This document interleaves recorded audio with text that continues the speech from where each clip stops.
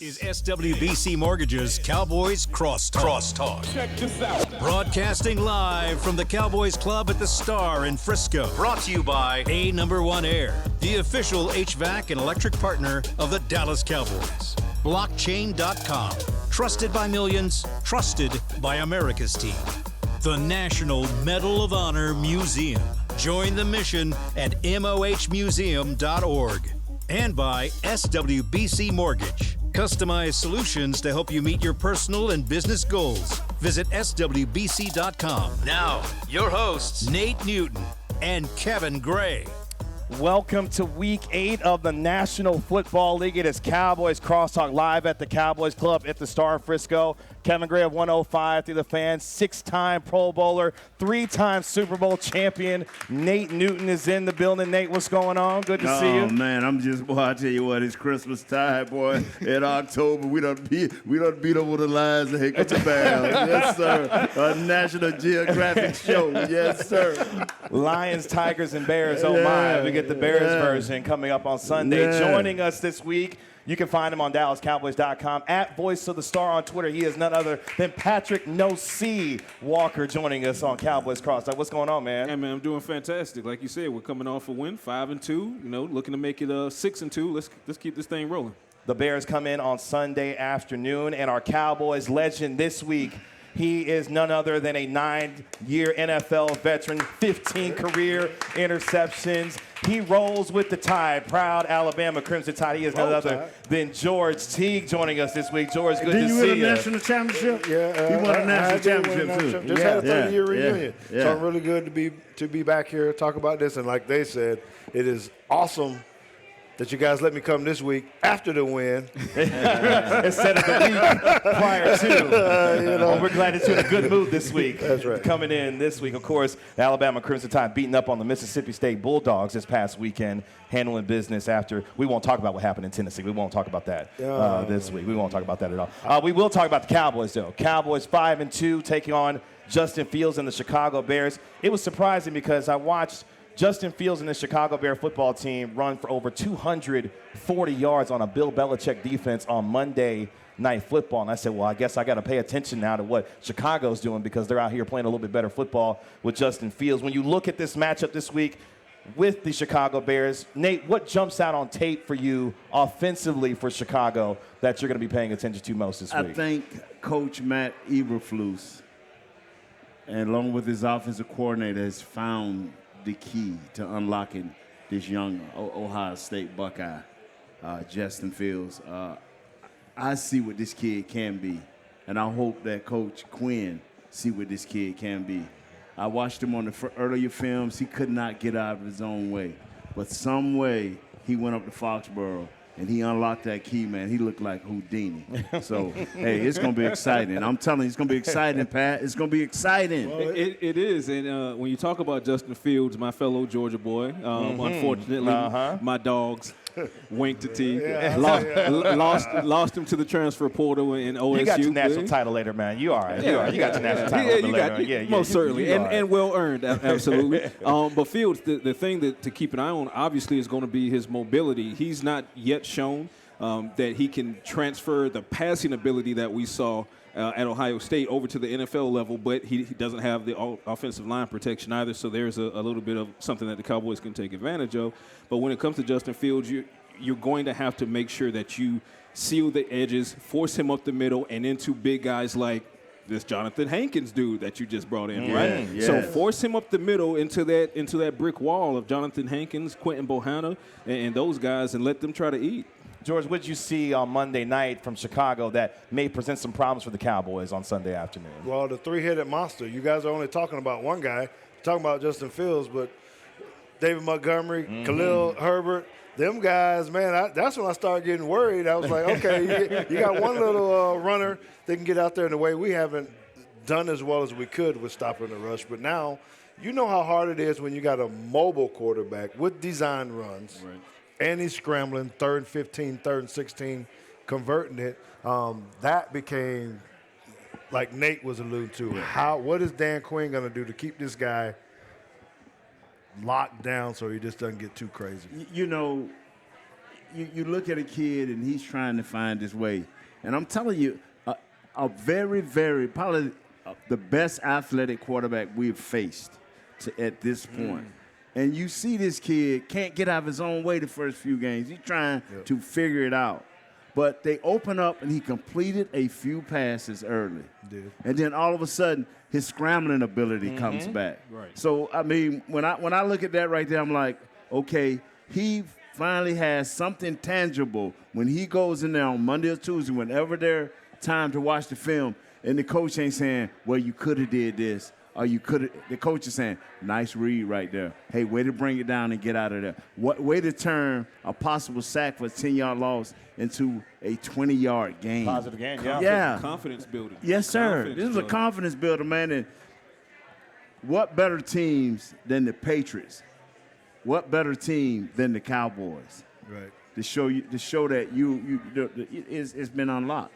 Interesting wrinkle with this week. Last week you had Dan Campbell, Clifton, Texas native, former Dallas Cowboy, trying to get his lines and win. Wasn't able to happen. Now this week, Matt Eberflus, former defensive assistant with Dallas, now coming back here to try and get a win with his Chicago Bears.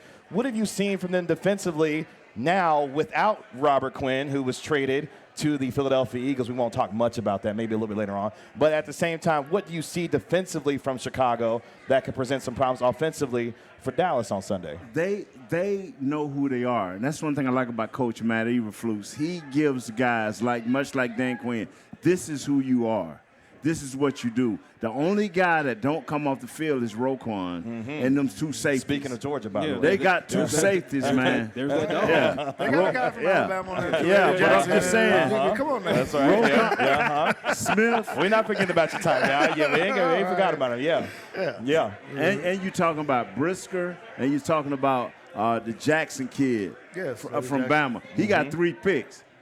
This, and I know I'm jumping and I'm talking a lot because this kid right here, him and Brisker, the safety and strong safety, we can't have that I feel confident I was just spinning the ball because they would spin it back the other way. So I'm just being honest. I mean, woo. Well, let me tell you, you're going to have to account for Roquan Smith on every single snap. Yes. He is exactly as advertised coming out of the draft. And, there are a lot of these heralded prospects that come into the league, and you always got to wonder in the back of your mind, are they going to be able to translate to the NFL game? Roquan has done that in spades. You're going to have to give him the same respect, and not to say that he's earned as much as someone like a Bobby Wagner has, but you're going to have to schematically treat him the same way.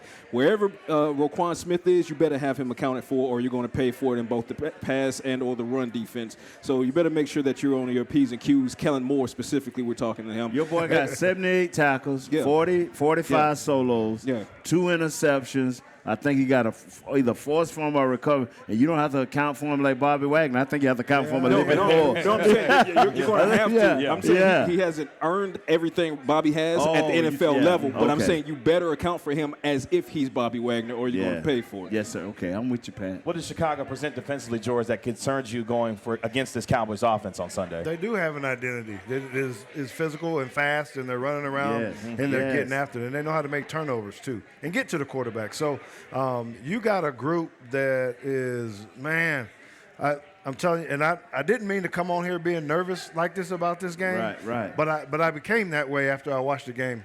Because of that, the way that they're playing on defense, flying around, and then Justin Fields finding his mark. I think, man, too many things are going on with our guys getting hurt. I know we hadn't talked about this. I don't know what happened with Zeke and whether or not he's going to be able to play and all that kind of stuff. But, man. We'll definitely get into it for sure. That brings up a whole other set of challenges when they know that your bell cow may or may not be in it, because now they're going to peel their ears back for real. It's a Bears defense that averages under 19 points a game. So, I mean, they're nobody to be slept on. The only thing I would say is, for as effective as they can be in taking the ball away, you talk about Eddie Jackson, for example, we're talking about Roquan Smith, they can be a bit tender in the middle when it comes to the run defense. They don't have one of the better run defenses in the league. Now, could that be offset by potentially not having Ezekiel Elliott on the field on Sunday? We'll see. Even if Zeke plays, clearly he's not going to be 100%. 100%. It's going to be a lot of leaning on Tony Pollard one way or the other, maybe even the rookie Malik Davis. But it'll be interesting to see how Kellen Moore schemes it up, because the Cowboys have been successful in continuing to lean on the run. When they get away from the run is when they start to get away from what works, and you start to see the game kind of lose momentum in their favor and go in the other direction. But here's another opportunity. You had it against the Lions. The Lions came in with one of the worst run defenses, and you started off passing the ball, and you saw what the halftime score was, 6-3, and then it clicked. It helped to have 5 takeaways in the second half. Let's not get fancy. Let's do what we do. Yeah, just punch him in the mouth. Just punch him in the mouth. I want to pose this question to you two gentlemen, Nate and George, because the Cowboys are getting ready for the Bears this week, but they are going on their bye week next week. How do you approach, as a player, a game knowing that your bye week is coming, to guard against, maybe looking forward to that extra rest coming the next week? How do you guard against that to ensure that you're ready to play and fully focused on the task in hand the Sunday before that bye week? I don't think it's a distraction, because it actually means you can give a little bit more. And typically you only got 2 days to really try to recover.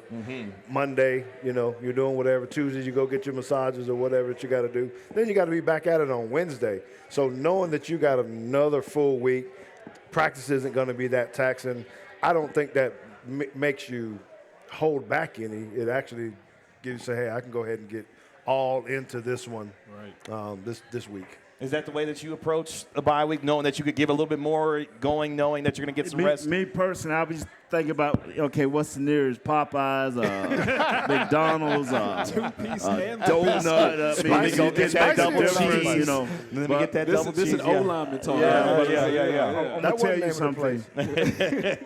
And this is the mentality of a team that's maybe 2-5 or 2-6. Versus the mentality of a team that's up and coming like the Bears and like the Cowboys, who are 5-2. When you're winning, you don't want that to stop.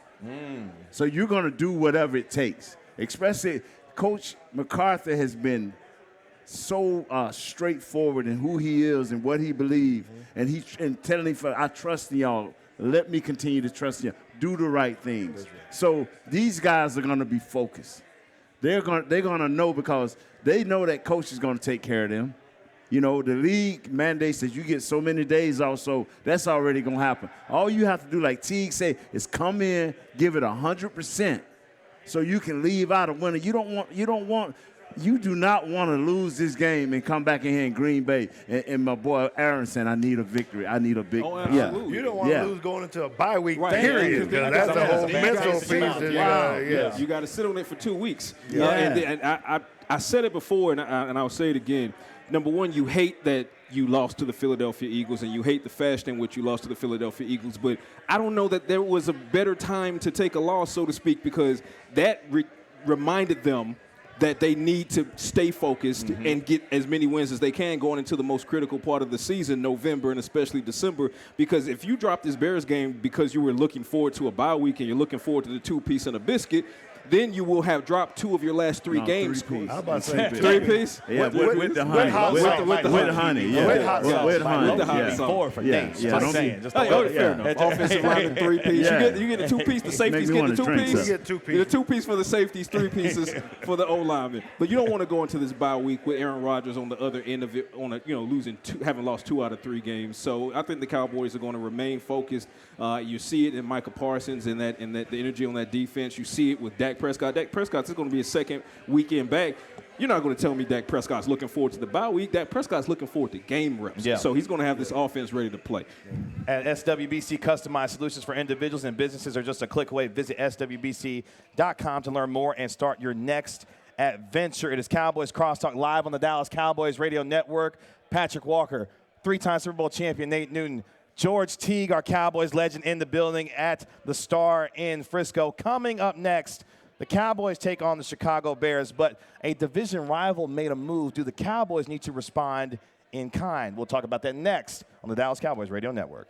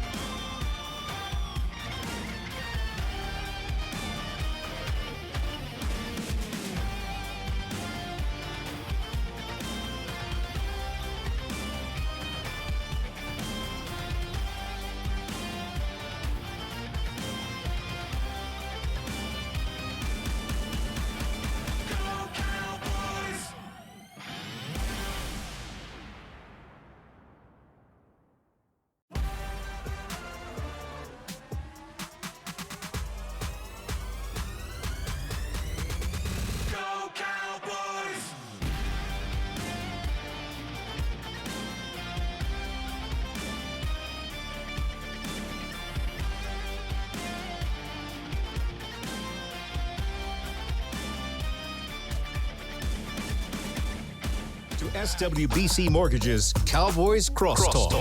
Check this out. Broadcasting live from the Cowboys Club at the Star in Frisco. It is Cowboys Crosstalk, week number 8 of the National Football League, live at the Cowboys Club in the Star in Frisco on the Dallas Cowboys Radio Network. Kevin Gray, Patrick Walker, 3-time Super Bowl champion Nate Newton, proud Alabama Crimson Tide and 9-year NFL veteran, our Cowboys legend George Teague in the building for week 8 of Cowboys Crosstalk. SWBC Mortgage joined the more than 120,000 customers that we've helped to find their happier way home. Visit swbcmortgage.com to find a pro today. Nate will not answer the phone because he does not work for SWBC Mortgage. He'll answer other calls when it comes to talking Cowboys. As we're talking Cowboys week 8, the Bears come into town at high noon on Sunday at AT&T Stadium. The Cowboys are playing the second of 4 straight games versus the NFC North. They have the Bears this week, then they go on their bye week before they visit Aaron Rodgers and the Green Bay Packers, then Kirk Cousins, Justin Jefferson, and the Minnesota Vikings. George, I'll start with you. The Cowboys saw their division rival, the Philadelphia Eagles, make a move today. Robert Quinn going from Chicago to Philadelphia. Do the Cowboys need to respond in kind with a shot of their own, seeing their division rival, who is already undefeated, make another move to try and put themselves in that much better of a position to go for it appears, for a Super Bowl this season? Well, I think if there's anywhere we need to worry about. So I don't know where we're at with the defensive backfield. Jordan Lewis going down. Are we okay with Bland or Nashawn Wright or who's the other one? Kelvin Joseph. Kevin Anthony Joseph, Brown. which so what I don't know where we are there if we need to be trying to solidify ourselves so that we can protect ourselves from A.J. Brown and Devontae Smith, Dallas Goedert, those guys that maybe we need to get a little bit of depth there. Off air, we were talking about the wide receiver position too. I'm a little bit worried about that, losing or not really knowing what's going on with Jalen Tolbert. Or Noah Brown. Noah Brown, but well, the other Tolbert. That's what I was Jalen going on. We just haven't had a whole lot pan out there. So I do think, to answer your question, we need to punch back, man. That's what we do. Nate, punch do the Cowboys need to punch back and make a move after what the Philadelphia Eagles did today? And where would you make that move if you're looking to improve this roster? Offensive line, let me guess. No. They have answered with the move with the defensive tackle. All right. From the Las Vegas Raiders. Jonathan Hankins, I'm going to tell you like this right here. Dan Quinn got the ear of management when it comes to making a move. What I need, and I need it now, is I need for CeeDee Lamb, Michael Gallup to step up and make those plays we saw you make before. And I'm not one of those guys. I don't believe in number 1, number 2. And all that, I let everybody else do that. Make your plays. Get with your quarterback.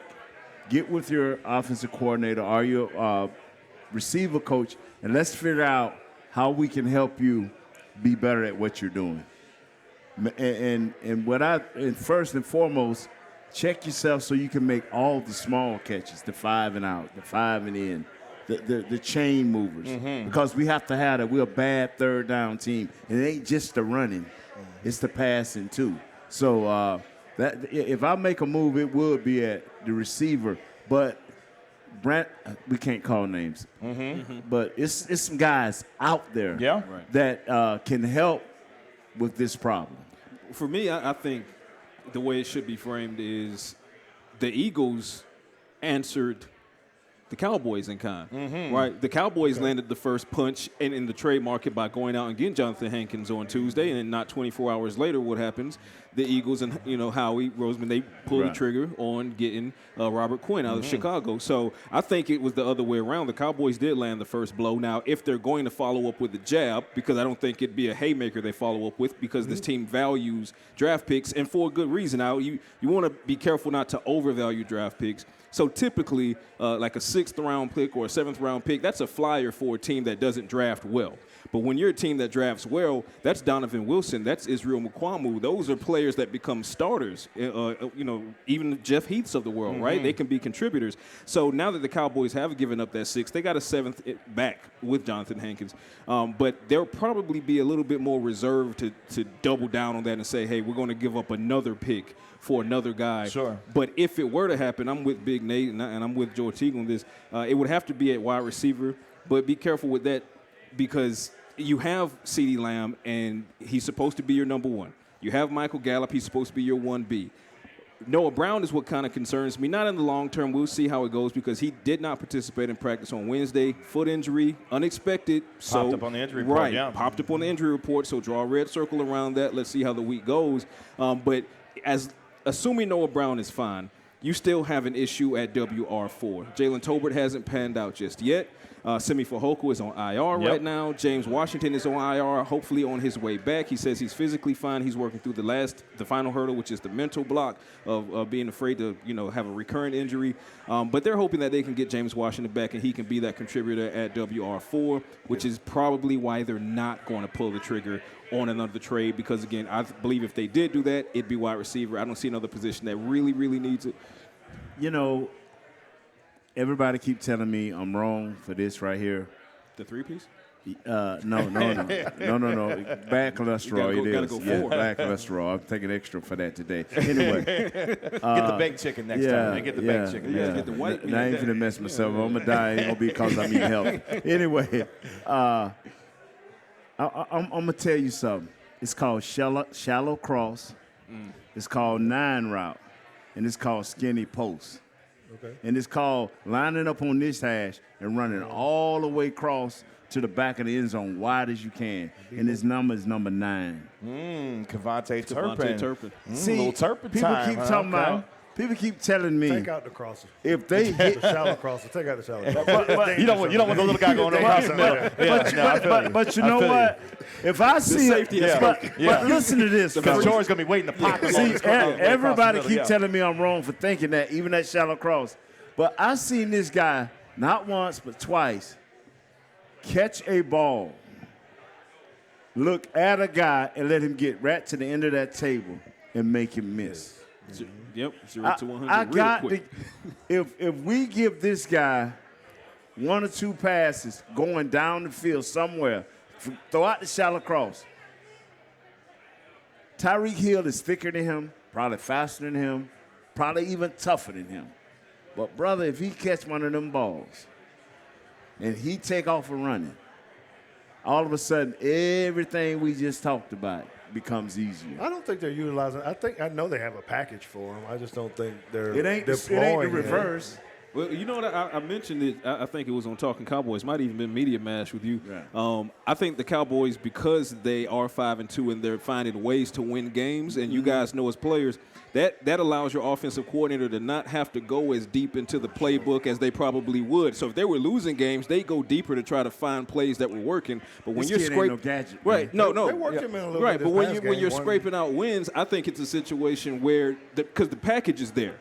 Turpin has said it. Kellen Moore has said it. Mike McCarthy has said it. We might not, as long as the Cowboys keep winning games, you might not see the package until late December, January in the playoffs, because they don't want to put it on film. to get that first seed. Yeah, you don't want to put it on film. So that's an aspect of it, because as long as you're winning games, you can keep that rabbit in the hat. Bruh. But if you start losing games, You got 2 guys that should be able to take the top off. And that's why I want to ask you, do you think that these receivers right now, when you look at CeeDee Lamb, Michael Gallup, to a degree, Noah Brown, are they attacking the football and making the kinds of plays that you expect these 3 to make, knowing that Noah Brown had to be elevated to this position after you moved on from Amari Cooper with CeeDee Lamb as your number 1, Michael Gallup as your number 2? Are these receivers attacking the football the way that you would want them to? No, you were handicapped with Cooper Rush from the beginning, trying to maybe do more than your offense you can. Now we've built this other identity, which is, okay, running the ball, not necessarily trying to take a lot of stuff over the top like what Nate was talking about. I think those things will start to happen a little bit more with those guys just because Dak's in. He's going to take some deeper shots. As long as he doesn't throw in the 3 three defenders anymore. Playing a little hero ball, it looked like on Man, Sunday. It looked good good against Detroit. Lord. Throwing into the double covers, a little bit of triple covers there. Yes. Are But these? it worked when it worked. Yeah, I mean, And when it didn't work, it didn't work. it don't work. They say Nate, give your guy a chance. are these receivers attacking the football? Are they playing to the level that you believe you thought they would coming into this season to the first I think 7 with games? Dak being back, it'll get better. It'll get better. Oh yes, I know it'll get better. But I'm gonna say this one more time. That number 9, if you throw him the ball, Jimmy believe if we can put more on the film that we got you worried about, You got more to work on. you got more to work on. Yeah, more to account If you for, yeah. give this guy, I'm talking about going forward, just throw it to him 1 or 2 times a game. They said just let him run a go route. Just something. I'm telling you, a whole lot of things would get easier. And I ain't talking about no 7-step drop. When you got dude with speed like that right there, because they ain't gonna respect him. Yeah. They know how fast he is, and them corners gonna walk right up on him. Trying to put the hands on a little guy, 158 pounds, 160 pounds.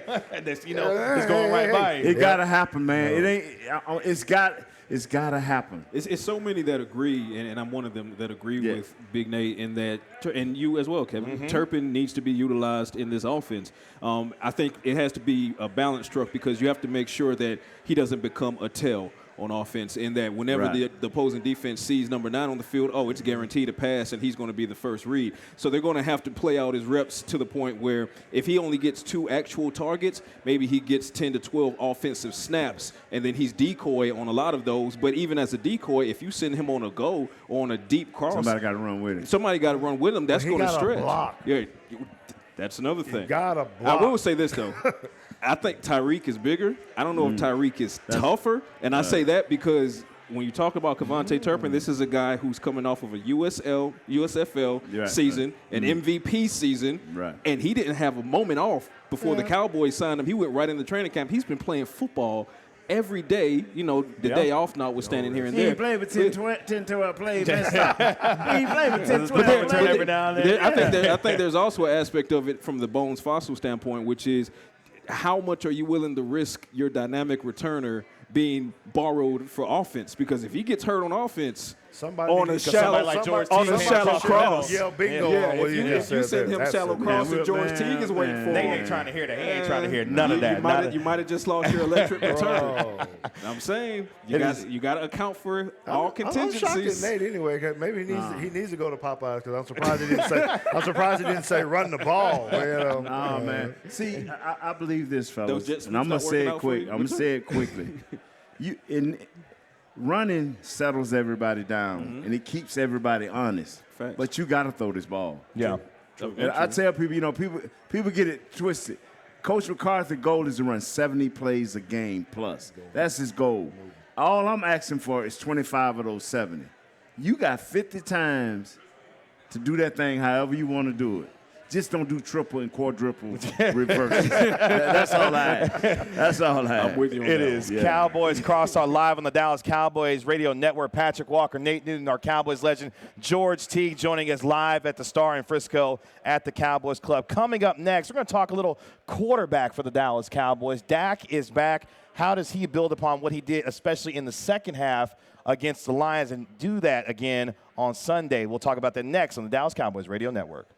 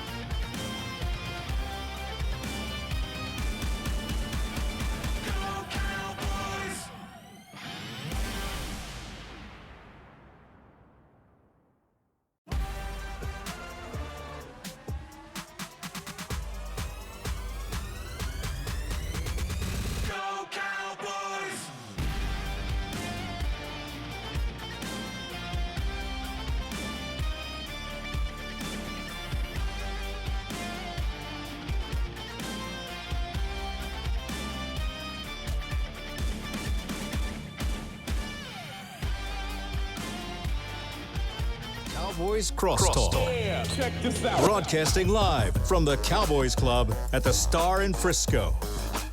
It is Cowboys Crosstalk week number 8 live at the Cowboys Club in the Star in Frisco. Kevin Gray, Patrick Walker, 3-time Super Bowl champion, Nate Newton, 9-year NFL veteran, 5 of those years with the Dallas Cowboys.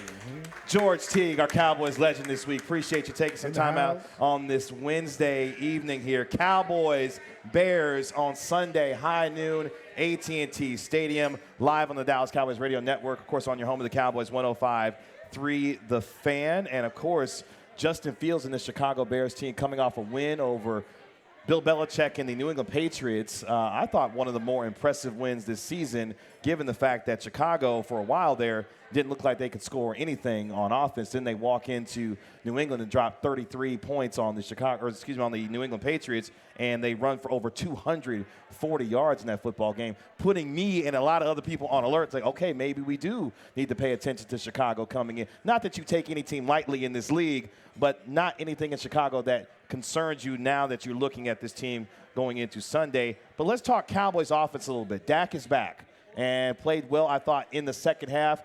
You could tell there was a lot of nervous energy trying to make some things happen that weren't necessarily there. You talked about the double coverage a little bit, throwing in the double and triple coverage. What did you see, George, from Dak in the second half that made you a little bit more comfortable that now going forward, Dak is going to get back to the MVP-like form that we saw through the first 5-6 weeks of last year for this team? Being able to settle a little bit. You know, I had an injury where I didn't play for 9 weeks, and it's just like super anxious just to get back out there. You need to run into somebody, you need to hit somebody, you need something to happen. And, you know, you got all this nervous stuff, and you're trying to make things happen because, you know, when you're in a leadership position, so I was the quarterback of the defense, per se, calling the plays. And when someone else has been doing that for a while, you have to get back in the groove where people are listening to you, trusting you, knowing you're really there. And Dak had to try to do that. It's not like you lose it, okay? I'm not saying that. It's just a different feel that when you're standing there on the sideline, it's totally, totally different. So he's going in. He's trying to become the captain, be the alpha male, all these kind of things. I got to make this throw, let y'all see who I am. I'm tired of hearing about this other stuff and quarterback and all this other kind of stuff. I'm that guy. And so he needed to settle down a little bit, which he did. Then you go in at halftime. Coach comes over and say, hey, man, chill out, man. We'll run the football a little bit, settle it down, start to establish the run, get you some rhythm, and go from there. Nate, what did you see from Dak that you liked, especially in the second half for him, that gives you a lot more confidence going forward? Just more what Teague said. More, you know, his passes was better because he was looking, you know, to get that ball out of his hand a little bit quicker with a little bit more authority. And I'm telling you, this is what I believe with all my heart, as he was not welcome back. And what I mean by that, his offensive line did not welcome him back in the proper fashion. They got him slugged a couple of times. Yeah. So Hutchinson came out the edge a little bit, got him a couple times. He sure did.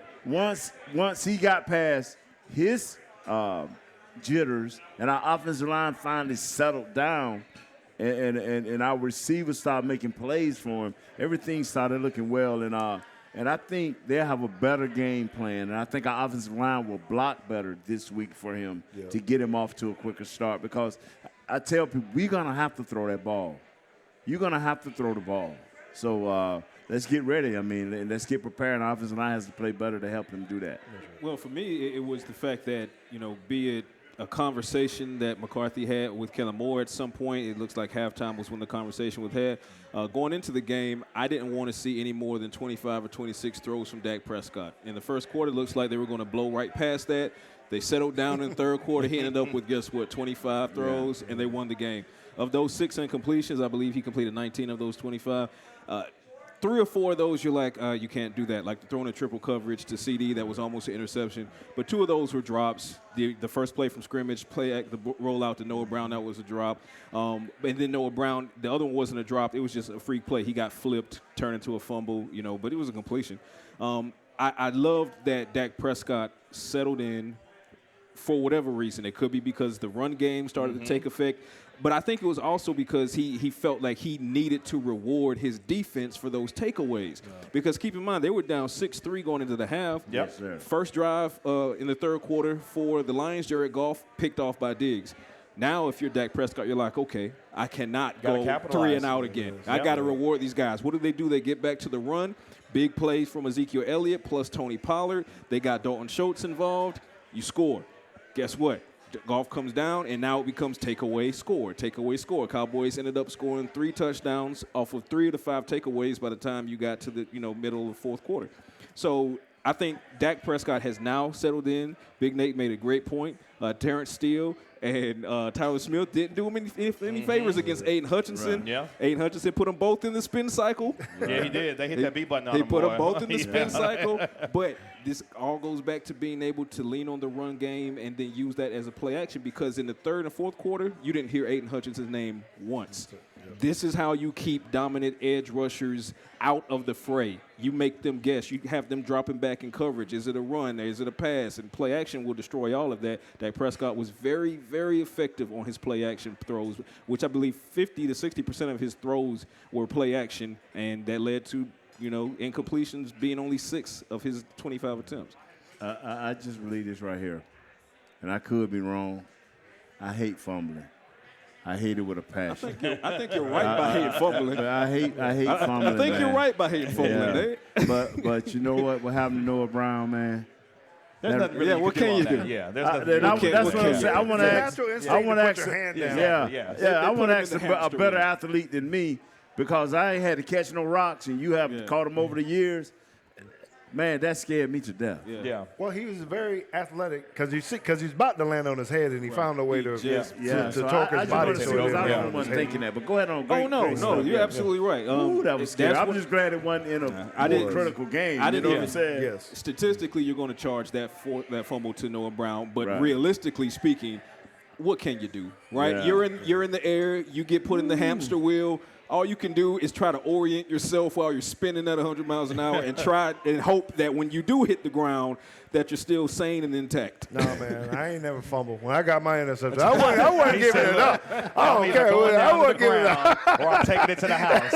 Either one. But that ball not coming out of my hands. I like it. 2 options, no third. The number is 45, gentlemen, 45. Dak Prescott has recorded a 100 passer rating in 45 career games, the second most in franchise history. Only Antonio Ramiro Romo has the most at 67 games of at least 100 passer rating in his career. I'm looking most forward to on Sunday seeing how Dak Prescott builds with this offense, knowing how much better he played in the second half. Michael Gallup, CeeDee Lamb, how did these guys step up to ensure they're making some plays for this quarterback to make things a little bit easier? Because we've talked about it with this defense.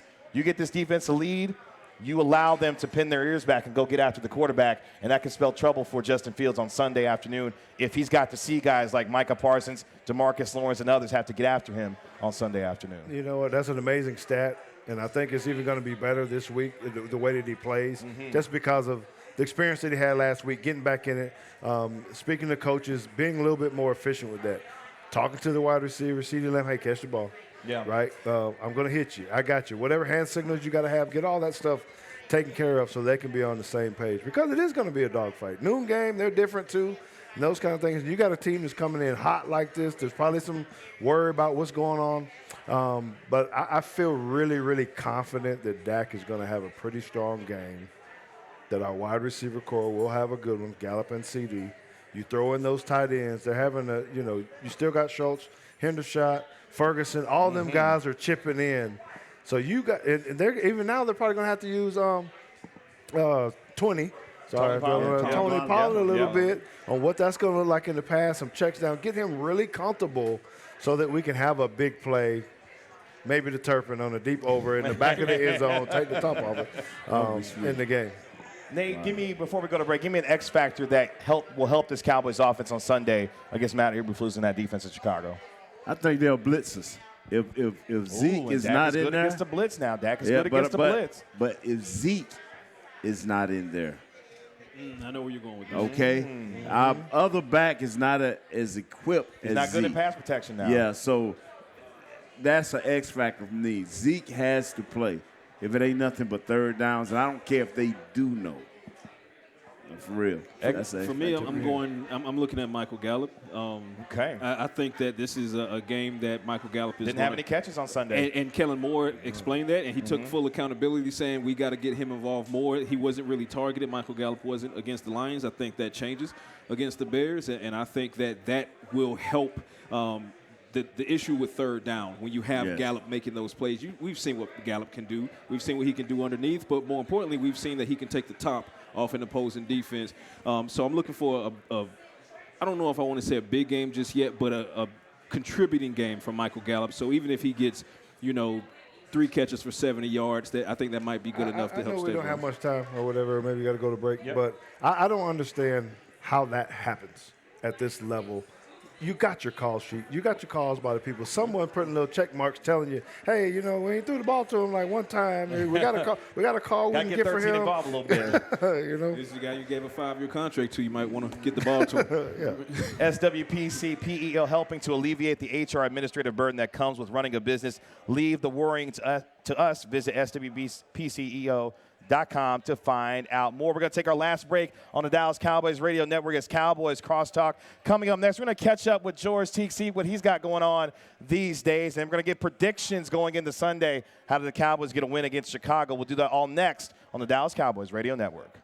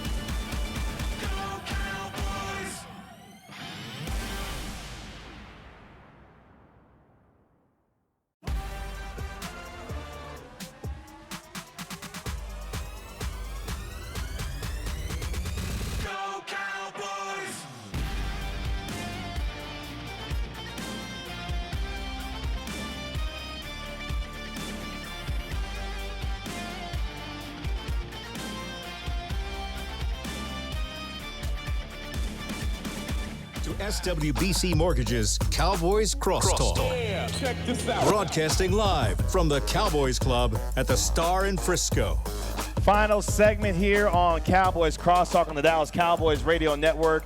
Kevin Gray, Patrick No C. Walker, 3-time Super Bowl champion Nate Noon, our Cowboys legend, George Teague, live at the Cowboys Club at the Star in Frisco. Liberty Tax is a proud partner of the Dallas Cowboys. Schedule an appointment today at libertytax.com/Cowboys. Let's catch up with our Cowboys legend, George Teague, proud Alabama Crimson Tide. I knew you've been following your Crimson Tide closely this season. What else is going on with you these days? And tell us about what you're doing out here in these streets these days. Man, so my wife always says that. She says I got 6 jobs. I don't know what singer that is or what rapper that is, but yeah, so I'm the athletic director at John Paul II High School in Plano. Been there for 6 years now. I do also host Teague's Take, a podcast that I typically do on Wednesdays. Well, appreciate you stopping down with us on this Wednesday. Because I got the call from Nate, and he said, hey, man, can you come on out? I'm not doing my podcast tonight because I want to come out here and hang out with you guys. But the latest thing is now I'm a Cowboys analyst for CBS 11. Do that on Sunday mornings at 10:30. Well, you are working all the time and everywhere. Congratulations on all the work and endeavors that you've got going on. Is there a favorite of the 3 that you've got right now, or is there all of them just really good to be doing based on what you're doing right now? You know what? They're all excellent. You know why? Because, one, I get the chance still to be around athletics as an athletic director, be around youth, try to give the positive things to our youth. My podcast is unique because I'm with my son, so he's my co-host, so that's always great just to be doing something with the son. And then, hey, man, being an analyst, doing this all the time, watching film, give me reason to go get all 22 and watch all these games and break all this stuff down. So I absolutely love every single bit of it. It does keep me busy, but I love every aspect of it. Now, we can't let you get out of here because I'm sure you are asked about it all the time. But, of course, one of my favorite moments in Cowboys history was on a fateful Sunday when somebody named Terrell Owens decided he was going to disrespect the Star, and somebody named George Teague from Alabama had to let him know that that was not going to happen on his watch. What went through your mind as you watched T.O. sprint down to the Star to get ready to do his thing, and what you decided to do as he was running toward said Star? So if I could put air bubbles right here, there's probably a whole lot of explicatives what went through my mind. That one started. And then that led to a reaction of that can't happen right now. So, you know, I'll admit, maybe I got out a little bit of character. I mean, you got to be violent. You got to be a little bit of stuff to play football. It's a very physical game. Had to set that tone. Right? But, you know, we'd had some words. A lot of people don't know. We'd had some words during the game. Okay. No, it was good stuff. He was asking me how my mom was doing. I asked him how his mom was doing. Exchanging the pleasantries. That good kind of stuff. And the conversation went bad somewhere in there. So really at that point, I really just kind of lost it, man, and went out there and totally forgot that there was 80,000 fans watching a football team over there, and just decided we got to go get after it.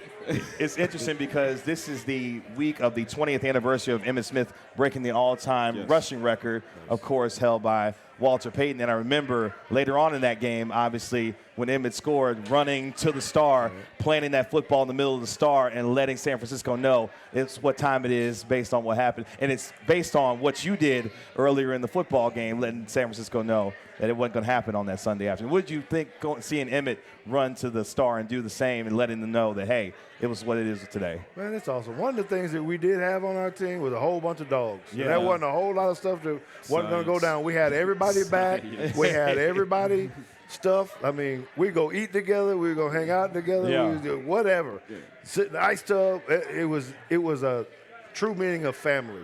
And so I think we all knew that, hey, when things went bad, talking, fighting, whatever it is, we were going to stand with each other.